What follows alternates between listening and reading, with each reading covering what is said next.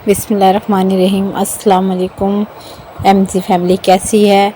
आज मैं MG family के लिए स्पेशल रमज़ान चटनी लेके आई हूँ, जो कि बहुत मज़ेदार भी है, हाज़मेदार भी है।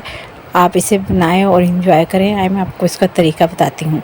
सबसे पहले मैंने आधी गड्डी हरा धनिया लेके इसे इस तरह से काट लिया है मोटा मोटा। काटने के बाद मैंने इसे धो के और पानी भी इसका खुशक कर लिया है। 10 से 15 मेरे पास हरी मिर्चें हैं, सफ़ेद ज़ीरा है, इसको भी मैंने साफ़ कर लिया था। नमक जैसा कि मैं बताती हूँ हस्बे ज़ायका या हस्बे ज़रूरत। अदरक मेरे पास आधा इंची टुकड़ा था, इसको भी मैंने छोटे छोटे क्यूब्स में काट लिया है। अनारदाना जो मैंने सिलबट्टे पे पीस लिया है।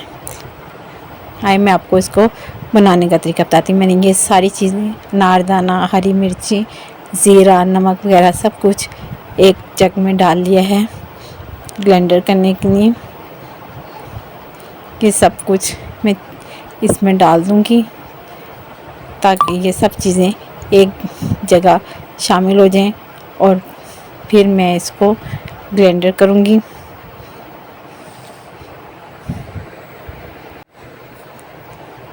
ये सारी चीज़ें हमने एक जग में डालनी है। अब मैं इसको ब्लेंडर करूँगी, अच्छे से मिक्स हो जाएगा और हमारी चटनी बेहतरीन सी चटनी बनकर तैयार हो जाएगी। ये देखें, इस तरह से सब चीज़ें मिक्स हो जाएंगी इसके अंदर। रमज़ान में अक्सर जब हम लोग पकोड़े वगैरह बनाते हैं तो अक्सर बदहज़मी की शिकायत हो जाती है। इस तरह की चटनी बनाकर आप रख लें और इंशाल्लाह आपको कभी बदहज़मी नहीं होगी। इफ्तार में खाएं, सहरी में पराठों के साथ खाएं। बहुत मज़ेदार चटनी है,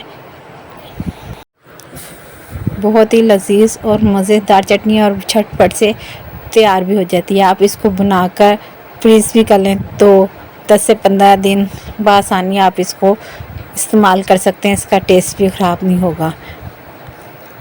ये चटनी देखें, हमारी चटनी मुकम्मल तैयार हो गई है। माशाल्लाह माशाल्लाह बहुत प्यारी चटनी बन गई है। इसका रंग, इसका जायका बहुत ही आँखों को भा रहा है। इसका रंग और जायका तो क्या ही कहने। अगर आपको मेरी ये रेसिपी पसंद आई है तो लाइक करें, शेयर करें, दुआओं में याद रखें। अल्लाह हाफ़िज़।